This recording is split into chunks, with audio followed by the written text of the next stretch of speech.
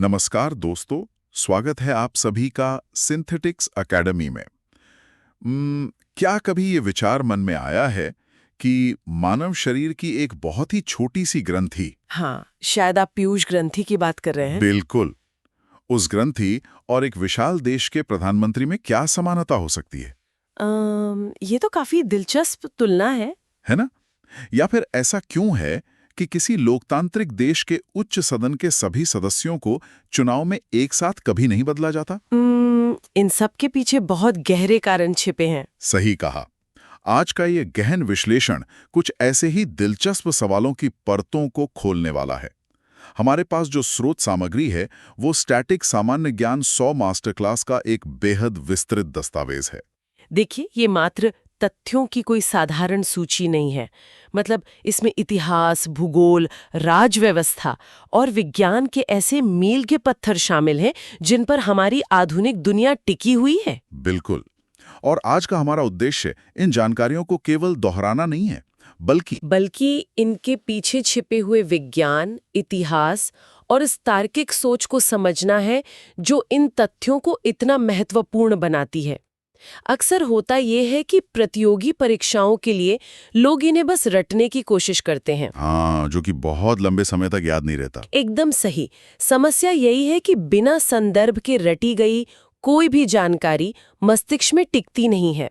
लेकिन अगर हम ये समझ लें कि किसी घटना ने समाज को कैसे बदला, तो वो जानकारी हमेशा के लिए हमारी स्मृति का हिस्सा बन जाती है। बिल्कुल, हम आज इन्हीं कड़ियों को जोड़ने का प्रयास करेंगे। तो चलिए इसी कहानी की शुरुआत उस बुनियाद से करते हैं जिससे किसी भी देश की पहचान बनती है, मतलब हमारा इतिहास। हाँ, इतिहास से बेहतर शुरुआत क्या हो सकती है? दस्तावेज में जो सबसे पहला बड़ा ऐतिहासिक तथ्य दर्ज है वो 1498 ईस्वी में वास्को डी गामा का भारत के कालीकट तट पर पहुंचना है। एक यात्री का किसी तट पर पहुंचना वैसे तो एक सामान्य घटना लग सकती है, लेकिन इसके परिणाम बहुत व्यापक रहे होंगे ना? अरे सामान्य घटना बिल्कुल नहीं थी ये। वास्को डी गामा का वो समुद्री सफर केवल एक नए मार्ग की खोज नहीं था। तो और क्या था? मतलब वो पूर्व और पश्चिम के बीच एक ऐसे संपर्क की शुरुआत थी जिसने वैश्विक व्यापार और सत्ता के समीकरणों को पूरी तरह से पलट कर रख दिया। अच्छा, यूरोप से भारत तक के सीधे जलमार्ग नहीं, आगे चल के उपनिवेशवाद का वो पूरा दौर शुरू किया। बिल्कुल, जिसका प्रभाव भारतीय उपमहाद्वीप ने सदियों तक झेला। और इसी विदेशी नियंत्रण के खिलाफ जो सबसे पहला बड़ा गुस्सा फूटा, 1857 का विद्रोह। हाँ, स्रोत में मंगल पांडे के प्रथम बलिदान का स्पष्ट उल्लेख है। ये केवल एक सिपाही का विद्रोह नहीं था, बल्कि सदियों से दबी हुई सामूहिक चेतना का विस्फोट था। सही कहा, जिसने ये तय कर दिया कि अब विदेशी प्रभुत्व को बिना चुनौती के स्वीकार नहीं किया जाएगा। ऐतिहासिक परिप्रेक्ष्य में देखें तो 1913 वो वर्ष था जब गदर पार्टी की स्थापना हुई थी। अच्छा, जिसने आगे चलकर उस असंतोष की नींव रखी जिसका चरम रूप हमें 1919 में देखने को मिला। एकदम सही। इसीलिए जब हम किसी दस्तावेज में ऐसे कोई तिथि देखते हैं तो उसे एक बड़े कालखंड के संदर्भ में रखकर जांचना हमेशा फायदेमंद होता है। ये एक बहुत ही तार्किक नजरिया है। खैर, राजनीतिक आंदोलनों के समानांतर उस दौर में समाज के भीतर भी एक वैचारिक मंथन चल रहा था। सामाजिक और धार्मिक सुधारों की बात कर रहे हैं आप? हाँ, स्रोत में कई सुधारों का विवरण है। भगवान बुद्ध को बोध गया में ज्ञान प्राप्त होना, गुरु नानक देव जी द्वारा सिख धर्म की स्थापना और गुरुमुखी लिपि का विकास, साथ ही बैसाखी का त्योहार। बिल्कुल, ये सभी समाज को नई दिशा देने वाले कदम थे।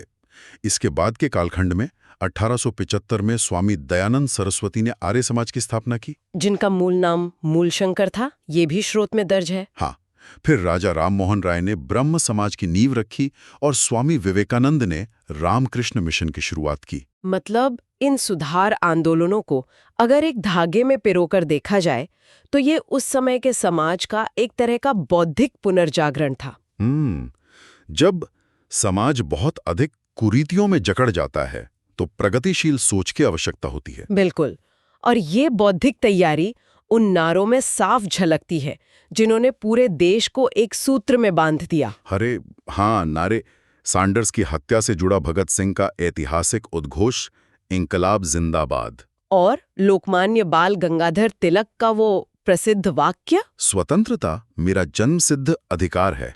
हाँ, इसके अलावा सुभाष चंद्र बोस, जिन्हें नेताजी कहा गया और जिन्होंने 1939 में फॉरवर्ड ब्लॉक की स्थापना की। और लाल बहादुर शास्त्री जी का जय जवान जय किसान का नारा उनकी स्मृति में विजय घाट स्थित है। हाँ, ये नारे उस समय के सबसे शक्तिशाली और तीव्र संचार माध्यम थे। ये मनोवैज्ञानिक हथियार थे। देश की इसी सामूहिक भावना को आकार देने में हमारे राष्ट्रीय प्रतीकों की भी बहुत बड़ी भूमिका है। हाँ, दस्तावेज में राष्ट्रीय प्रतीकों की एक पूरी सूची है, जैसे अशोक स्तंभ, बाघ, मोर और गंगा डॉल्फिन। हमारा पंचांग शक संवत पर आधारित है। झंडे का अनुपात 3:2 है।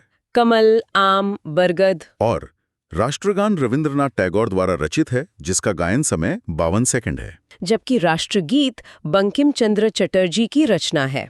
मतलब मुझे तो ये किसी विशाल संस्था की ब्रांड गाइडलाइंस की तरह लगता है। ब्रांड गाइडलाइंस, ये उपमा बहुत सटीक है ना? इतनी विविधताओं वाले भूभाग को ये प्रतीक एक साझा पहचान देते हैं। बिल्कुल। जब सैकड़ों भाषाएं बोली जाती हो तो कुछ सार्वभौमिक प्रतीकों की आवश्यकता होती है। झंडे का वो ज्यामितीय अनुपात उसे एक मानकीकृत गरिमा देता है। और 52 सेकंड का वो राष्ट्रगान, हाँ, वो समय है जब हर नागरिक अपने सारे मतभेद भूलकर एक पहचान के अधीन खड़ा होता है। तो ऐतिहासिक पहचान के बाद अब ये समझना रोचक होगा कि ये पहचान किस भौगोलिक विस्तार पर लागू होती है। भूगोल की तरफ बढ़ते हैं। इसमें होता है। और क्षेत्रफल में सबसे छोटा राज्य गोवा है, जबकि विशाल मरुस्थल थार है। खगोलीय तथ्य भी हैं।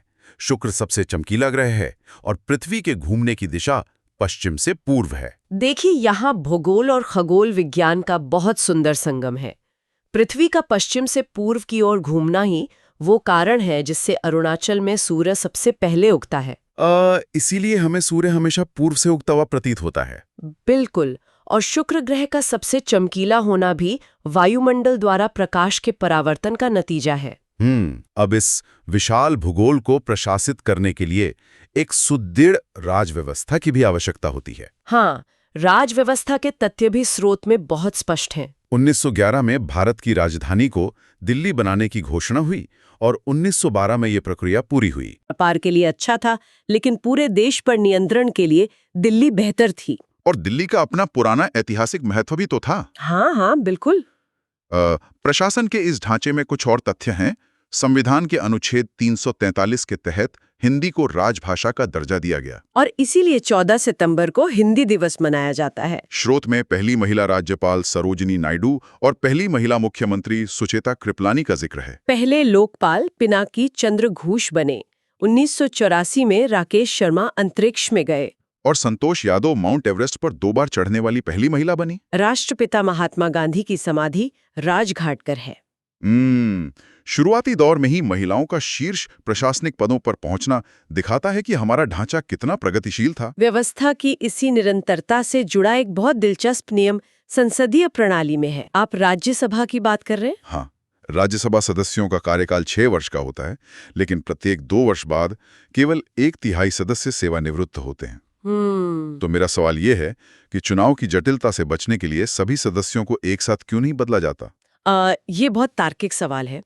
इसे आप एक तरह के शॉक एब्जॉर्बर यानी झटके सहने वाले यंत्र के रूप में देख सकते हैं। शॉक एब्जॉर्बर, वो कैसे? देखिए, लोकसभा लोगों की तात्कालिक भावनाओं का प्रतिनिधित्व करती है, लेकिन कानून बनाने की प्रक्रिया में स्थिरता होनी चाहिए। अच्छा, तो हर 2 साल में 1/3 सदस्यों के बदलने से अनुभवी और नए सदस्यों का संतुलन बना रहता है? एकदम सही।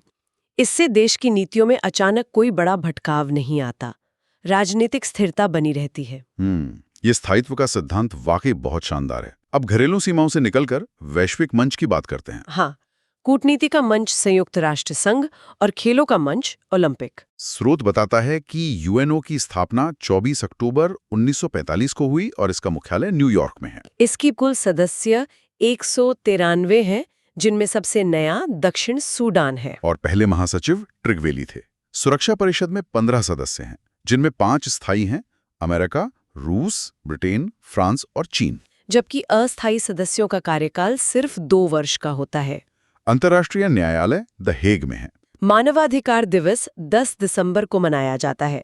एक खास बात यह है कि महासभा में हिंदी में भाषण देने वाले पहले भारतीय अटल बिहारी वाजपेयी जी थे। जिसे हम अनुच्छेद 343 से जोड़कर देख सकते हैं।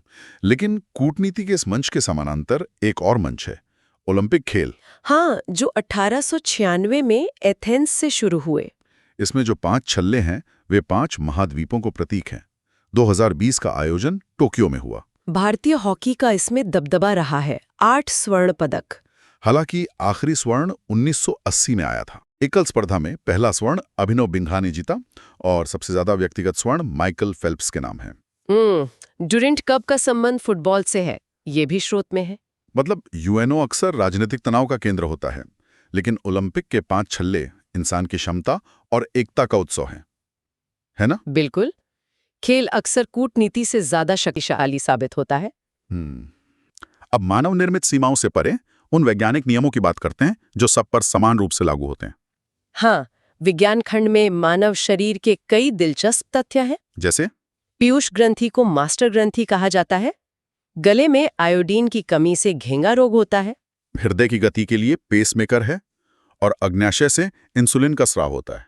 रक्त में विटामिन के की कमी हो जाए तो खून का थक्का नहीं जमता और शुद्ध जल का पीएच मान 7 होता है। शुरुआत में आपने पीयूष ग्रंथि की तुलना प्रधानमंत्री से की थी। हाँ, क्योंकि आकार में छोटी होने के बावजूद ये पूरे शरीर को नियंत्रित करती है, जैसे प्रधानमंत्री पूरे देश के प्रशासन को। ये एनालॉजी बहुत सटीक है। ये मास्टर ग्रंथि बाकी सभी ग्रंथियों को निर्देश देती है।